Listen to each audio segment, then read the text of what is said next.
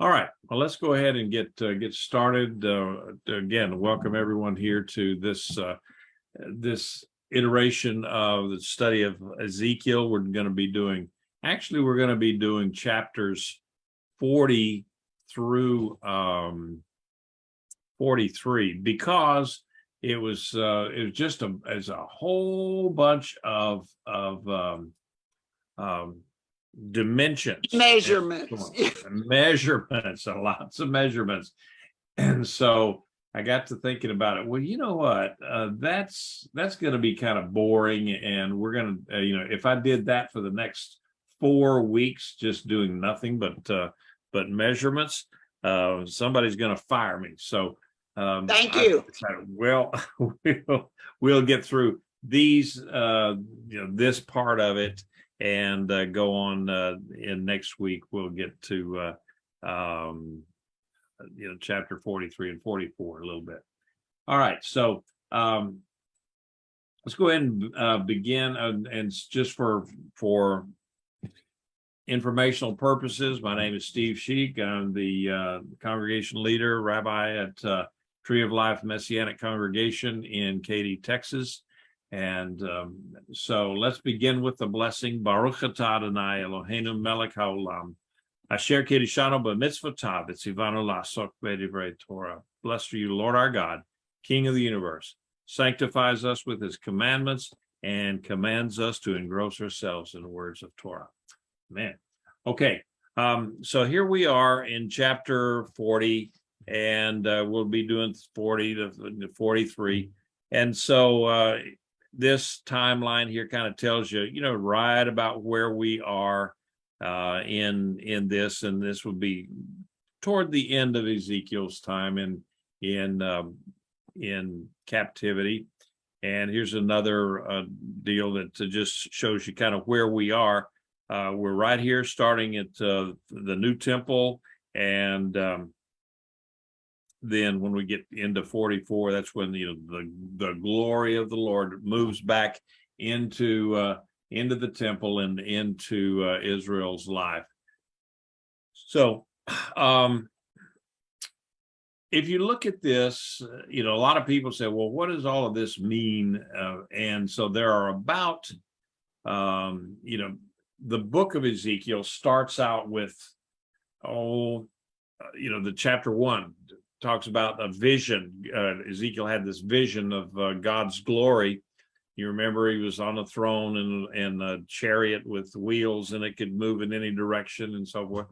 And then he recorded the departure of God's glory out of the temple and how it just moved away toward the east, actually. And then it ends up now with another vision of God's glory, chapters 40 to 48. And it's the last one, this vision that he's having is the longest vision recorded in Scripture outside of the book of Revelation. Now, this part of the book, it follows logically and chronologically from what went before it. And so, after receiving his divine commission as a prophet in chapters 1 through 3, Ezekiel then pronounced oracles of judgment on Judah and Jerusalem for her sins. And those were in chapters 4 to 24. And then before Jerusalem fell, the prophet also announced oracles of judgment against the foreign nations that had opposed Israel. You remember there were all the nations that were surrounding Israel, and that's from chapter 25 to 32. And so once he got word that Jerusalem had fallen, Ezekiel then started relaying messages of hope for Israel, explaining how that God would fulfill his promises and he was going to bless the nation. God never gave up on his people. The first group of these messages of future blessing, they concerned Israel's restoration to the promised land, chapters 33 to 39. The second section of this part of the book concerns the Lord's return to his people and the changes that are associated with it. And Israel is going to, and changes that actually Israel is going to experience in the future. So Ezekiel had announced that God would set his sanctuary in the midst of his people, in the middle of his people. He again would dwell in a sanctuary with his people, but that would be in the future. If that would be in Ezekiel 37, 26 to 28. Now he revealed what it would look like and how it would function in chapters 40 to 46. And we'll see some of those things that, for instance, there will be a renewal or a revival of the sacrificial system in this new temple, which surprises a lot of people to realize that, what? We thought that the sacrificial system was over with. Well, it won't be. It'll be, and we'll see that. We'll study that a little bit later on. But yes, the sacrificial system will come back into play in the millennial period, after Yeshua comes back to redeem Israel, and at the end of the tribulation. So now this with this final vision of Ezekiel's, there is a core of real fact, and then it's also it's got a lot of things that are expressed in symbolism and so forth. So the millennial temple and the city will be they'll be concrete realities. They're going to happen. The symbols used of them in this vision are meant to express figuratively their principal features. So there is, most of it, I would say, I'm a literalist, as you know. If it, first of all, you look to see what the Bible says in black and white. That's the Jewish way of studying it. If you remember, the Peshat is the meaning. You look at what the word says in plain black and white, and you go from there. Most of the time, that would be sufficient for what you need. So, and so the last, I would say the last 9 chapters of Ezekiel is the major word of that is it's hope. And so it's, hope in spite of, all the depressing realities of captivity that, that were present in Ezekiel's day. And it's hope based on the revealed plan of God to move his people into a new age of blessing and a closer relationship to himself. So Ezekiel's, I don't know, I guess you'd say his paradigm for the restored community put the rebuilt temple at the center of the new community, okay? And like I've said before, whenever you're looking at biblical prophecy, you have to remember that all biblical prophecy is Israel-centric. It's based on Israel. It's based on God's people. And of course, in deference to my friend Rich Withers, he said, "No, everything is based on the Messiah, Jesus." And I said, "Okay, yeah, all right, but you can't look at Yeshua or Jesus without also taking into account all of Israel." So they're combined. They're pretty much one and the same when it comes to end time prophecy.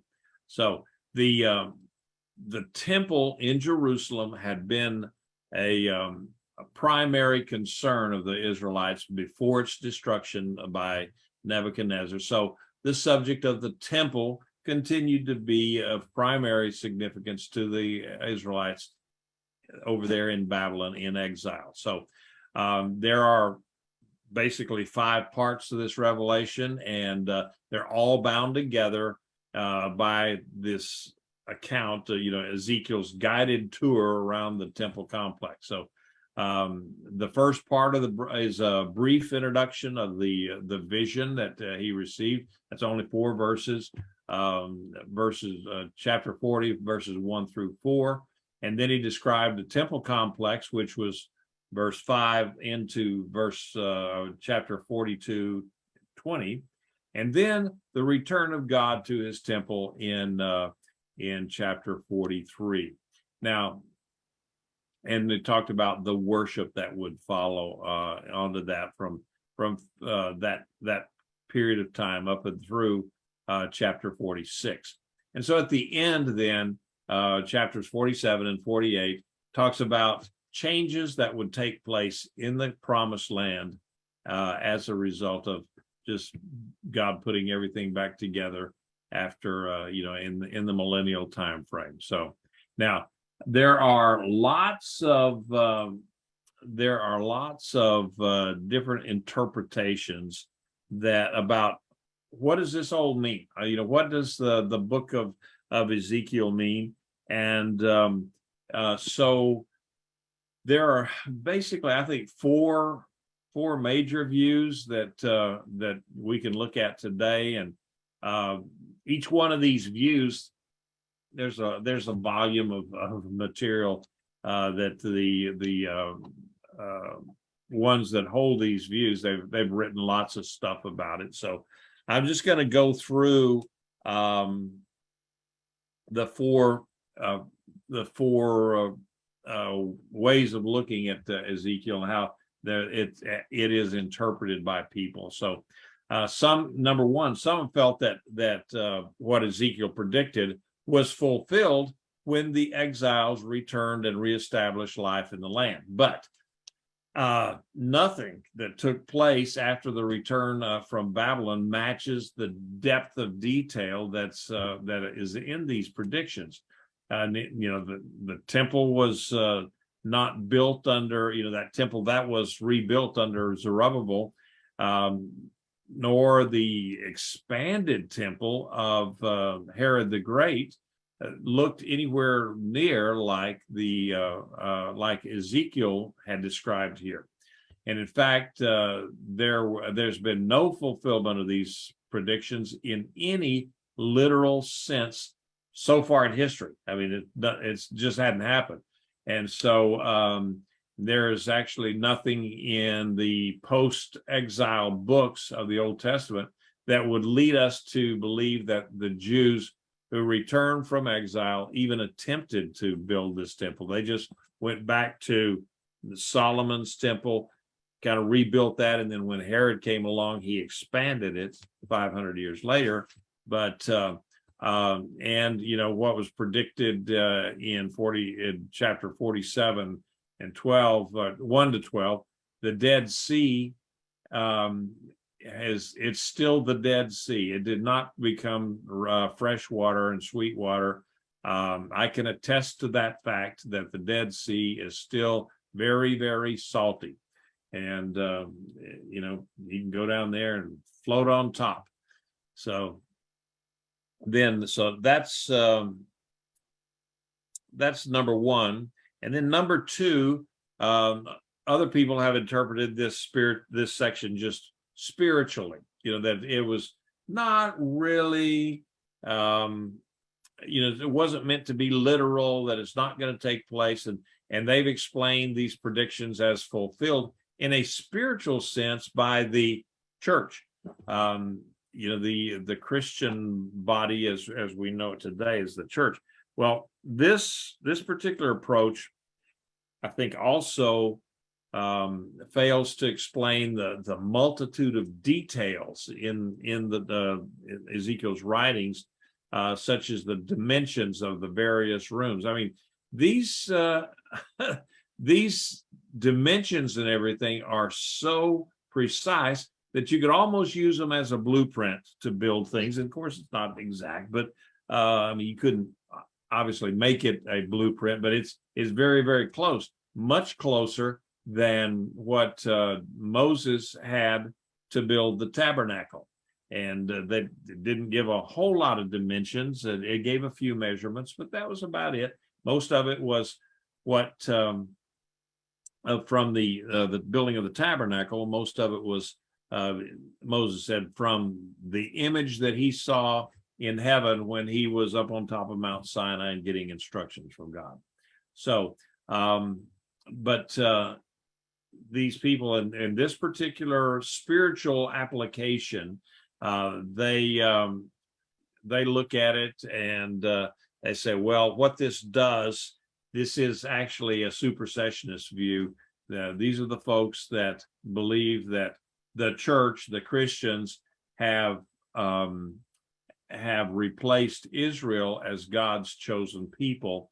And of course, we don't believe that, and I think we can show that that while we do have the believers, they are grafted in. They did not replace Israel as God's chosen people. So, and again, anybody has any comments on this, and think I'm full of hot air, just go ahead and blast away anytime you want to jump in. So then there's others that believe that these chapters, they would describe a future eschatological kingdom, but it's only like symbolically. That again, it's kind of this not a literal sense, but more of a figurative sense. And these particular interpreters believe that the measurements, for example, represent some kind of spiritual truth concerning the coming kingdom. But they don't look for a literal temple complex and worship. So this particular view trivializes a good amount of detail that they said there's so much detail that no one that one could almost use these chapters like a blueprint, but they just kind of blow it off. And so compare that to what the tabernacle, what Solomon did with his temple. So this view also tends to blur that distinction between Israel and the church. And so one advocate of this particular view took these chapters as teaching only that Israel will experience cleansing and restoration in the future. And so anyway, that's a third major interpretation of Ezekiel. And then there are many folks, like myself included, take this passage as prophecy. That's of course it's set in the apocalyptic literary genre of of apocalyptic language that looks forward to or anticipates a literal fulfillment in the future. Now, admittedly, some of the descriptions may have symbolic significance, as well as something that's a literal reality, and some and some of these things will probably teach us spiritual lessons that are still to be revealed. But this revelation concerns a future temple, which is going to be a brick and mortar temple, and worship and physical changes in the promised land when Israel, not the church, dwells there securely, like during the millennium. That Israel is that's going to be the place for the Jewish people to come back and live in peace. So that's kind of the way I look at it, and I think that most scripture backs that up. So again, any comments or questions before we go on with this? Okay. So let's, I can see there where I made a typo, didn't I? All right. Let's go to Ezekiel 40:1.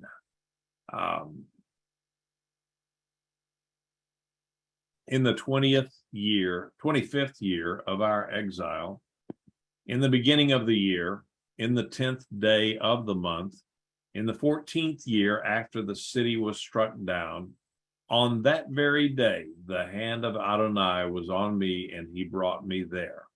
Now, for those of you who are new, we use the Tree of Life version of the Bible. It is a fairly recent messianic translation, and the translation was done by people that I actually know and have known for a number of years. And, some of them got multiple PhDs in ancient Israel and the ancient languages and all that kind of stuff. So, and I know that when they put the book together, when they put the translation together, some of these guys would give them a book to translate, and then they had to go back and defend their translation against, I think, 21 or 23 other PhD guys that are translators, and they had to defend each and every word that they translated.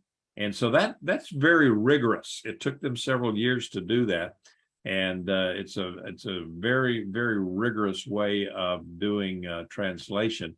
And so at the end of it, then they would come to a consensus about, okay, the sense of a word, the context of a word, and all those things. So I think it's a pretty good translation. Is it perfect? Probably not, because every translation has bias of one sort or another, no matter how good it is. So, but anyway, that's the one that we use at our congregation. It's called Tree of Life, and it really had nothing to do with the name of our congregation. We didn't sanction the version, or it wasn't named after us or something. Like one visitor said, "Man, that is so cool. You have your own translation of the Bible." No, we don't. So anyway,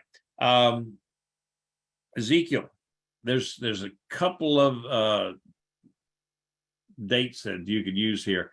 If you look at one of them, April 19th, so based on how he described it, April 19th, 573 BCE, and that's more than 12 years after his the preceding messages that he had in 33 chapters 33. So it's been like 12 years now since he's had a prophecy for these people. Now this is the final dated prophecy in the book of Ezekiel, but not the last one. So that he received chronologically. So Ezekiel located his prophecy in time using 2 points of reference in relation to the beginning of the exile and in relation to the fall of Jerusalem. So maybe he dated it so precisely because what his vision describes has really been hard for many readers to accept at face value. And, because I've had people just say, yeah, Ezekiel, that's just, it's a guy that had a bunch of visions, and it really nothing was real in it. It was all just his visions. And so, no, not so much. But the prophet affirmed that it was the Lord who gave it to him at that specific time. So if the vision came to Ezekiel on the 10th day of the first month of Israel's religious calendar, their month of Nisan or Abib seems likely, and it arrived just before the Jews would have begun preparing for Passover. Now, the Jews had a religious calendar that began with Nisan, which that's what God told them to do. You will start your day on this is the beginning of the year for you, the first of Nisan. And that would have been in the March or April time frame. And you can find the requirement for that in Exodus 12, Exodus 12:2, I think it is. And so, and then they had a civil calendar that was introduced later on in Israel's history, probably as a consequence of their captivity in Babylon. And that that introduces the first of the year. Their secular calendar, their civil calendar, began with the first of Tishri, and that's normally September, October, and that's how we celebrate it today, this Jewish New Year, which is Rosh Hashanah, or the day of blasting, or the day of blowing the shofar. Now, we don't know if the exiles observed the Passover. I assume they did, because there was an awakening. There was a revival of the sense of who they were when they were in Jerusalem, in Babylon. And actually, it's kind of fascinating, some of the things that transpired during the exile that changed the entire way that Israel worshiped, and it was completely different then after the exile than before. And for example, just hitting the high points here, because I don't want to leave you in a tease. They developed basically the synagogue system, where before they went to Jerusalem 3 times a year, and other than that, there was no real systematic organism or organ for studying the word and training of young people and so forth. So the elders of the Jews that were in Babylon got together and said, okay, what can we do to make sure that we don't assimilate, and that we maintain our identity and our religion, and we're not like what happened up in Samaria, where the Assyrians came in and just assimilated and basically just destroyed the semblance of true Judaism up there. And so what they came up with was the synagogue system, where each village would have a meeting place that would provide a place of prayer, a beit tefillin, and tefillah, and then they would have a beit din, which is a council of judgment or adjudication, or it was a council that could make decisions in the village regarding Torah study, or also in just civil law. And then they had the idea of teaching, and it was the synagogue would be a center for teaching and developing the young people as they came up, and teaching them how to interpret scripture and how to live the way that God had told them to live. So out of that, when the Jews came back to Israel, they never again had a problem with idolatry. Now, they had other problems, but idolatry was never ever a problem for the Jewish people after they came back from the exile, partly due to the institution that they had begun, the inauguration of the idea of the synagogues in each village. And in each village they would also have a group of men who would they would have Levites in there, but they would also have a group of men who could be called upon to make judgments and so forth. So that it was a completely different way of looking at things. And so that was not on my notes, and so now I have to get back into where we find where I have my notes. So if the Israelites had been using the civil calendar, then they would have began in the first of Tishrei, and I think they would have had done Passover. But if the vision came to Ezekiel on the first month of their civil calendar and not their religious calendar, that would have been on October 22nd of what did I say, 573? Yeah, 573 BCE. And it would have come on the Day of Atonement that year. And the day that was also when the Jubilee year was proclaimed, 573.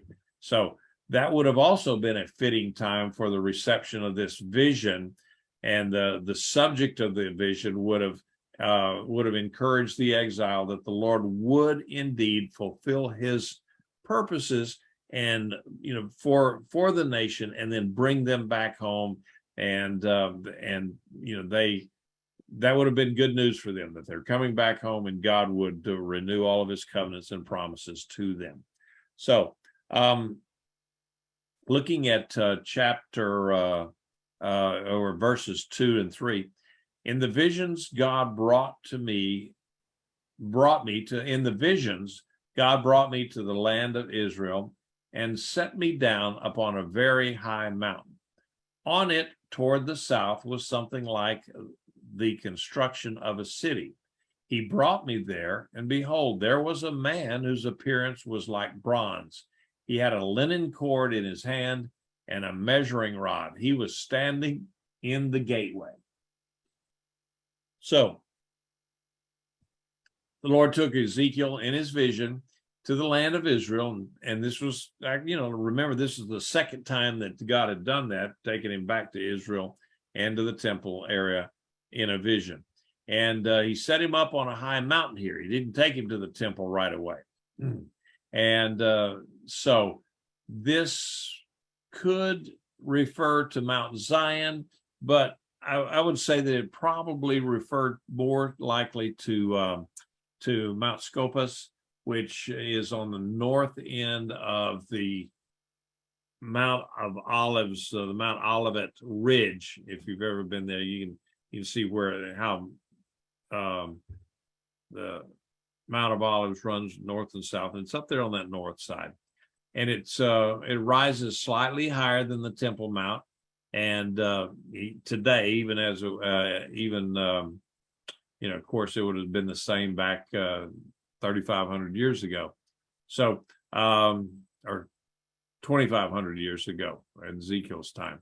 So he looked south and he saw what resembled a city, but as the vision unfolds, he saw what proved to be the temple complex with its walls and courtyards and various structures. And possibly it was on the site of Solomon's temple. And those of you that have been around me very long know that I don't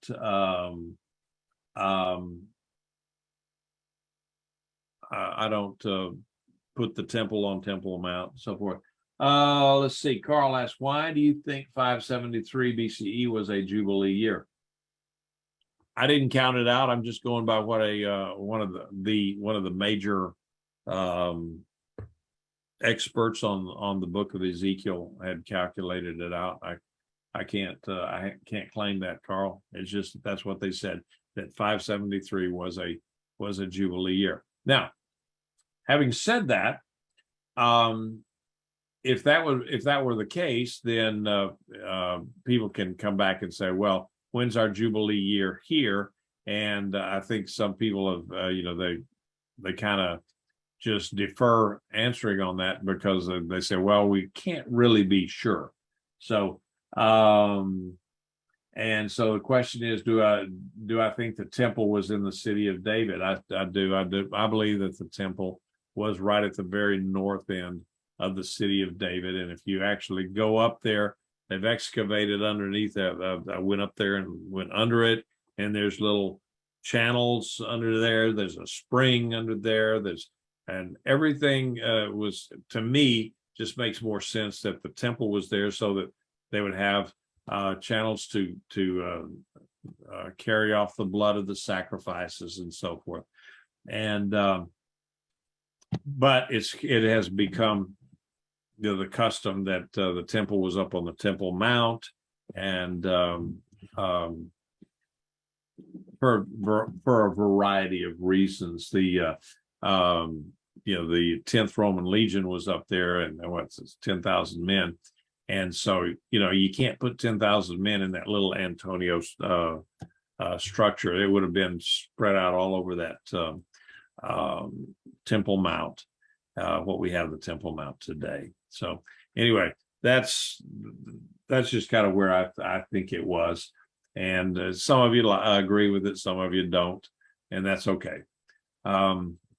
It's not a salvation issue, and one of these days we'll know for sure. So in one way, Ezekiel's vision that brought him back into Israel is a precursor of the idea of getting back to Israel at the end of the exile. He won't. Ezekiel doesn't make it back there, but there were people that would. So in verse 3, Ezekiel saw a man who appeared to be made out of bronze, standing in the main gateway. And of course, this again, a vision, and things in a vision don't necessarily have to be corporal, something that we can hold our hand and touch and feel and so forth. So a man made out of bronze, and in Scripture, bronze represents something that is strong.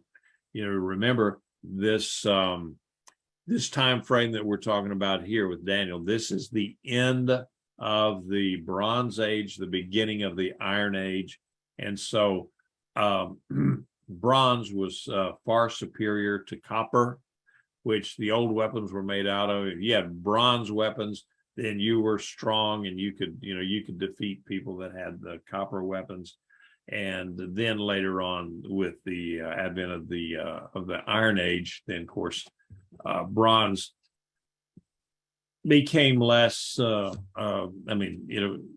It was superseded by iron. Iron is stronger than the bronze. So anyway, but bronze was representative of something that was strong. And so he had in his hand a length of flax or a linen cord, and a rod, or some translations say it's a reed, that was used to measure things. And he would use the rod to measure shorter distances, and then the cord to measure longer ones.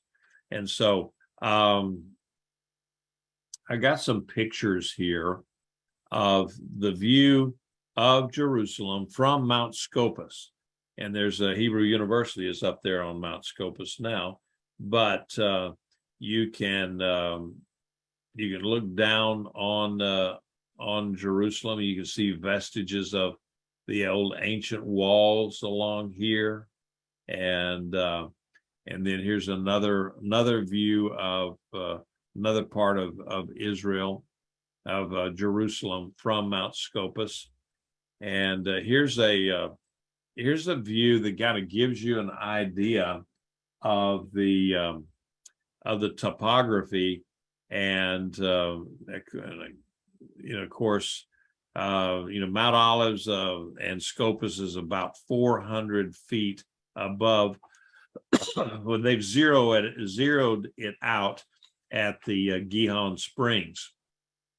If you remember, the Gihon Springs was where the water comes from, that Hezekiah dug the tunnel under Jerusalem and go down to the pool of Siloam, and that way anybody surrounded Jerusalem, then they couldn't starve Jerusalem out or wait them out because they had no water. They always had plenty of water to survive any kind of attack. And but we see here the relative height of the temple. It's about, I would say, 200 feet difference between the top of Mount Scopus and then the top of Mount Moriah. And then further away, it was Herod's palace. And that's a little bit, it was actually higher than the temple. And so They don't talk about that a whole lot, but Herod's palace was actually a higher elevation and could look down into the temple. All right. Any comments or questions?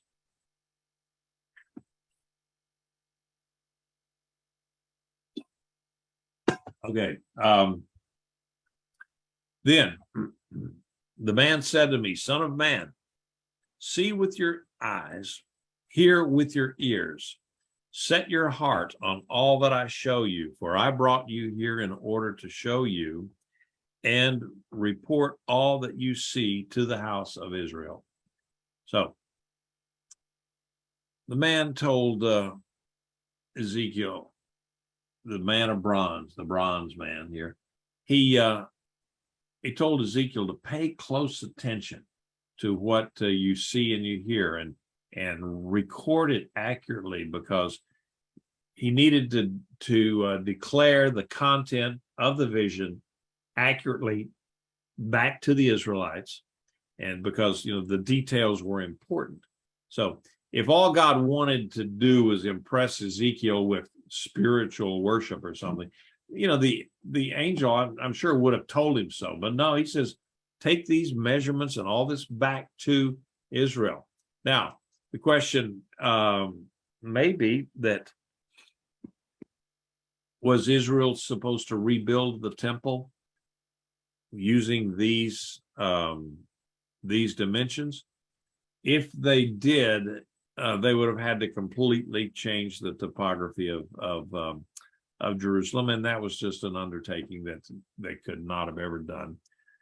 It would be difficult even in today's world to level off that much real estate in Israel. So now some people call the bronze man there, it could have been an angel. I don't know. Other people said, well, it could have been the pre-incarnate Christ or Messiah, an epiphany. An epiphany of some sort. But others, they just think that it was possibly just an angel that came and he spoke with the authority of God. So, going ahead, it says, behold, an outer wall was all around the house. The measuring rod in the man's hand was 6 cubits long, each of which had a normal cubit and a handbreadth. When he measured the thickness of the wall structure, it was 1 rod, and the height was 1 rod. All right, so Israel's guide there, the bronze man, he measured the thickness of the wall and then the height of it. Now, the measuring not only provided data, but it also, when they would measure things, they would that implied ownership, because you don't go and measure real estate or a house or whatever unless you owned it. So the man measured this temple, this area, as a representative of God. And so he used a 6 cubit reed that was in his hand. Now, the wall was 6 cubits high, 1 rod thick, and 6 cubits, 1 rod high, thick and high. And so this would have, of course, provided a barrier, and it guarded the holiness of God in Israel's other earlier tabernacle and temple complexes. So they always had a wall around it. Now, I'll grant you, a 10-foot wall is really, in terms of an assault, even in those days, was not going to be formidable, but it was something. Now, something that you may not have caught there, a normal cubit, what we normally call a cubit, is what? From the tip of your finger to your elbow. Now, for most people, I guess the normative distance there is about 18 inches. and then they would say a long cubit was from your elbow to the tip of your finger plus a hand breadth, which is about 3 inches. And so what happened then is that a long cubit, instead of being 18 inches long, would be 21 inches long. And so each of the cubits of this man's measuring rod was the long cubit, a cubit and a hand breadth. So anyway, that his 6 cubit long rod then would be about 10 feet if you're trying to figure those things out. Okay. So I've got some pictures here to kind of close out today, because I wanted to just do the dimensional stuff, and then we'll jump into chapter 43 when we're talking about the glory of God coming back in. That's a different thing altogether. And so here is a graphic from one of my resources, I guess, that I use. I've got a ton of electronic as well as physical resources that I go through when preparing these things. And so this is probably one of the most easiest to understand here. And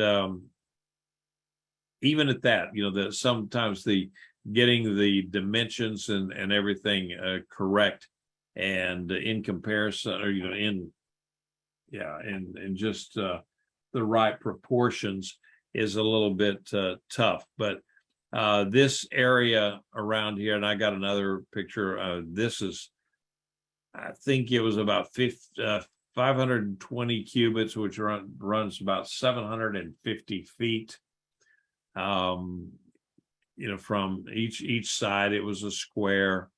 And then I saw some other comparisons where people, and I have no idea where they're talking about it, that they said that this was 1 square mile. Well, no, it wasn't 1 square mile. I think they got confused with the new heaven and new earth and the new Jerusalem and so on and so forth. But this was about 775 feet from here to here, or 750, something like that. I've got it written down later on.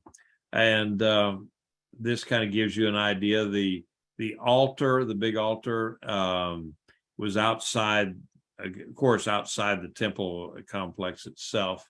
These gates are these gate structures here were 100 feet tall. Amazing. And I've got that dimension on the back end of this. So and then they had lots of different kinds of rooms here, and for all different sorts of stuff. This building here at the on the back side of the temple, we don't really have a definition or a description of what it was used for. And but there's some speculation that it was just an alternate route of getting out of the temple grounds, except through these gates here. All right. So now here's one I think it's kind of puts some of this in perspective. That the size of the temple, if you look at now, they're looking at this, the courtyard of the tabernacle. Remember the tabernacle, and they're using the normal cubit rather than the long cubit here. And so those of you that have been out to my place, and I've showed you where my orchard, and I did this on purpose, my orchard that I've fenced in some of it, and it's still got some other fencing to do. But my orchard itself is the size of the outer courtyard of the temple. It's 75 by 150 feet. And I've still got to put up some stakes and everything to show the size of the actual temple in the tabernacle, or the actual tabernacle. And I think that'll be very instructive when y'all, on the occasions that y'all come out to our house. Solomon's temple, of course, was a good bit bigger, and but it was very, very much more ornate than any of the other temples. And so then when Herod came along, and he enhanced what Zerubbabel and Ezra and Nehemiah and those guys, when they came back from the exile, they rebuilt the temple, and so he just expanded on that. And there again, that the size of Herod's temple could have been right there at the north end of the city of David. And like I said, there are some reasons and evidence that I feel like that would put the temple there rather than up on the Temple Mount. But there again, that's just not anything that is worth going to the mat over. Now and then you see the size of of Ezekiel's temple. And here again, the people that write these things out here, it's 500 by 500 cubits, but they're using the normal cubit and not the long cubit that's specified. Actually, it's specified in the Bible that they use long cubits to measure this and not the normal cubit. And yet here it is. It still shows up like that. So it's just kind of hard to find these the dimensions that that I can agree with, and by looking back at the Bible. But here's a relative size of an American football field. All right, so that kind of gives you an idea of how many football fields would fit inside this temple. Probably 12, 13, 14 of them or something like that. So here's a kind of a picture of the temple grounds and what they were used for. That, of course, D here being the actual temple itself, with the vestibule here. The letter D is that is well, it's called the temple itself, but this part here would have been the holy place, and then back here would be the Holy of Holies. What's interesting here, we'll see it later on in the study, but they don't have a veil, they have bifold doors on there. And so, and here you got the large gates, and these gates are actually built on the pattern of of Solomon's gates that we saw the same kind of gates in a lot of the ancient cities of Megiddo. Those gates are still there, and you can still see some of the places where the soldiers would be in here, and they could defend, have a narrow place where the attackers had to come through here. Well, it was almost suicidal for the attackers to come through there, because the guards here could hide behind the walls and so forth and shoot arrows relatively unscathed. But it's interesting that all of these gates here have the same kind of structure as was common in the period of Solomon's, when Solomon built his various cities all over Jerusalem, all over Israel. And that technology is still being used here in this vision that Ezekiel has been given. So I just thought that was kind of interesting. And then they got all sorts of places. They got like kitchens here and all sorts of it says worshipers' chambers, and how they would use those, the priest chambers, and then all the way around the temple itself. This space, right, that little space right in there, would have held areas for the priest. Okay, and here's some dimensions, and so what they're this guy had come up with 520 cubits, and all the various ones. Like I said, when you're trying, I was trying to get a picture of the temple grounds with some dimensions that actually agreed with everybody else. And you would know that some of it, I just, by the way that they measured it, was it on the inside of the wall, the outside of the wall? And in some cases, the Bible is not really clear how they measured it. But, and then this one here is, you've got the temple itself in this area right here. And then behind it is this another building. And so you can kind of see it. Here's that other building. This is a little bit better representation of it. And here again, the building at the end, and you can see it again back in here, and the temple being this. Temple also being 100 feet tall. Okay, and so here's just some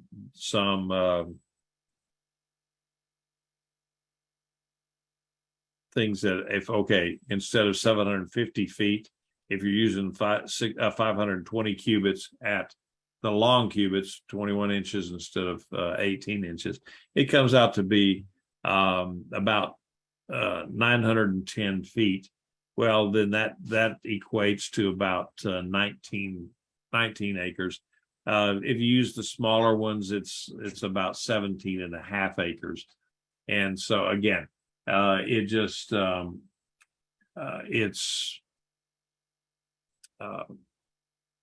you just get different people doing different kind of measurements and so on and so forth. And I don't know why they would use a standard cubit when the Bible clearly says that the guy with the bronze man was using a long cubit, and that his rod was 6 cubits long, and a six cubit long, 6 cubits being long cubits, that's going to be 10 feet, no matter how you look at it.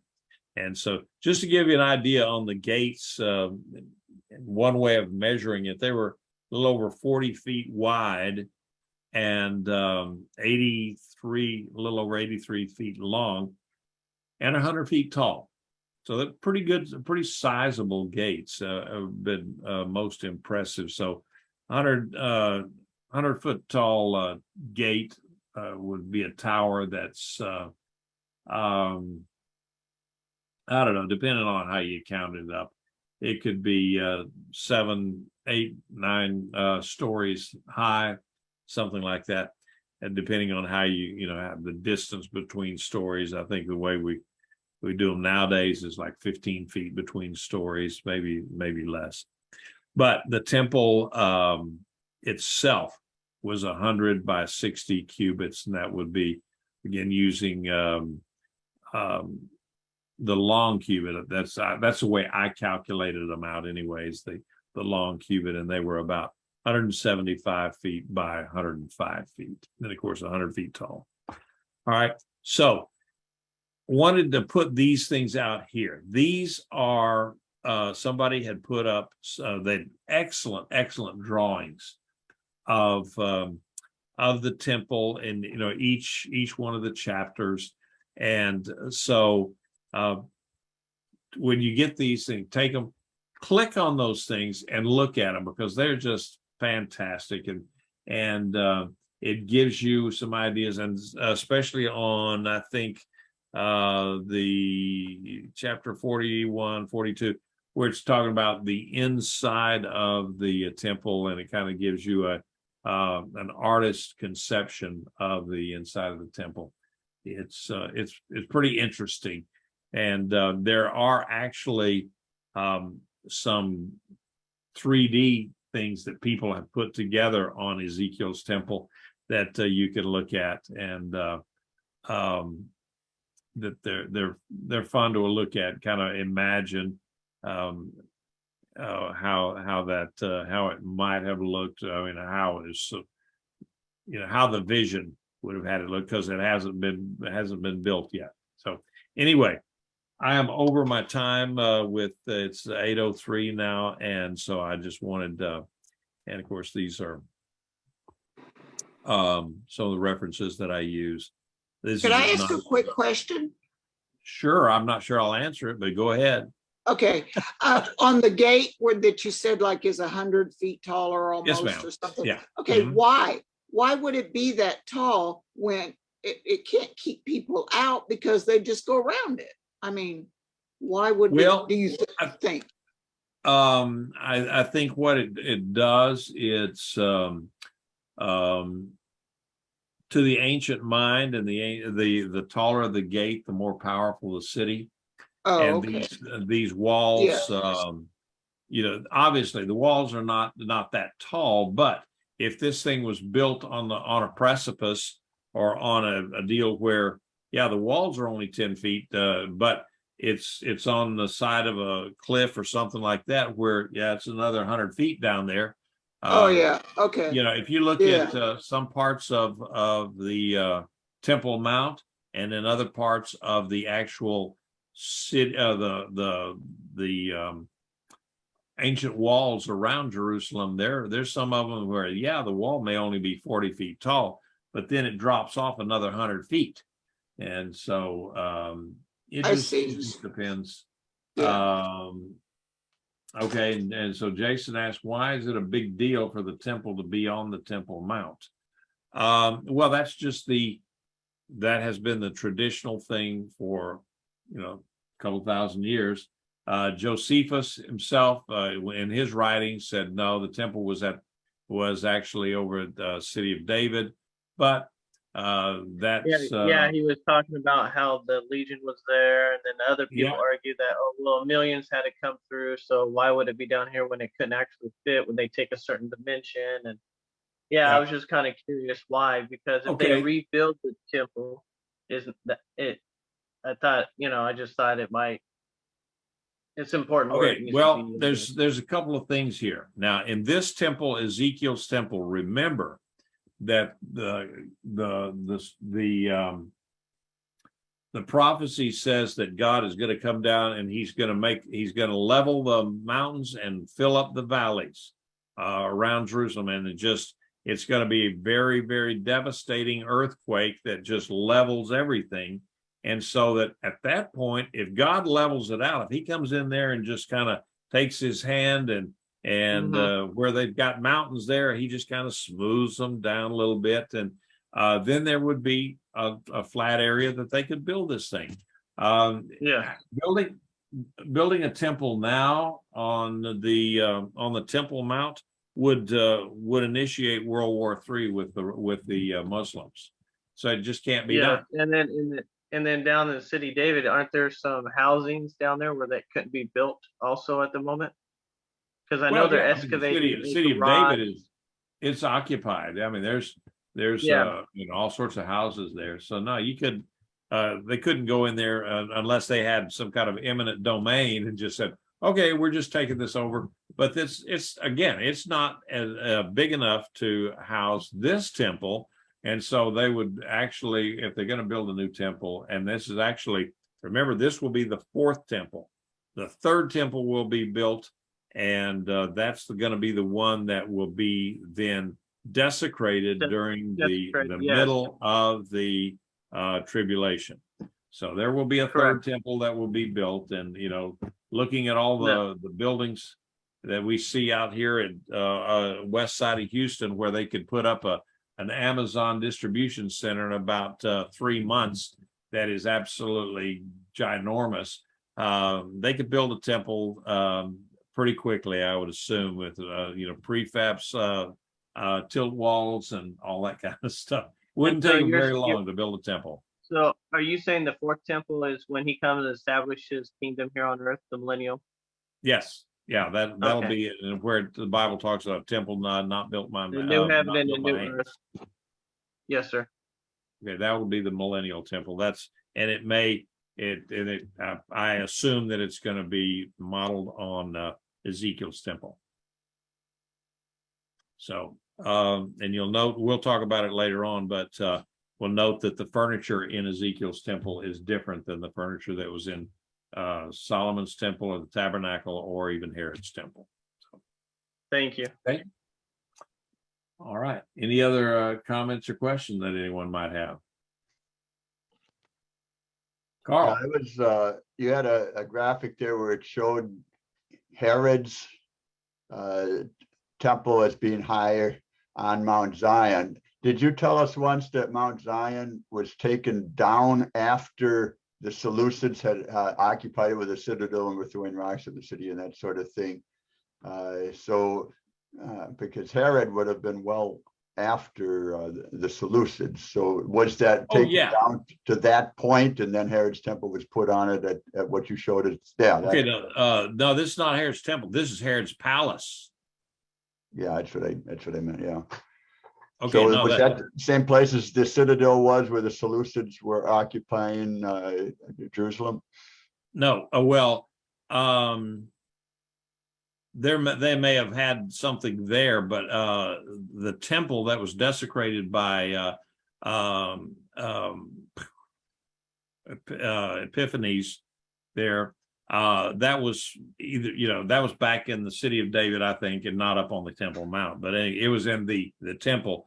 This here was Herod's palace, and it was its own complex, and it was actually higher in elevation than what I'm talking about is in the Maccabean Wars, they retook the temple at Jerusalem after about the third year, but it took 20 years to get the Seleucids out of there because they had a citadel on the top of Mount Zion, and they really couldn't root them out for a long, long time. So, right.